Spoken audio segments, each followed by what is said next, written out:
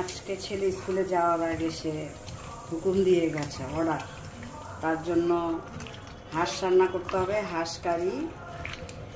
আর আর আমার ছেলে বলে কাতলা মাছ, এটা কাতলা মাছ না, এটা রুই মাছ। আর রান্না করতে হবে তার জন্য, কাতলা মাছ বলে তো পাতলা মাছ বলে, তার জন্য রান্না করতে হবে পাতলা মাছ।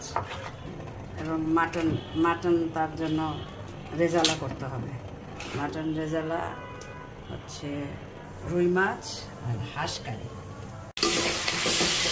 ছেলের জন্য রান্না হচ্ছে হাঁস। এখানে হচ্ছে মাটন রান্না। স্কুল থেকে এসেই সে খুঁজবে মাটি রান্না করেছে।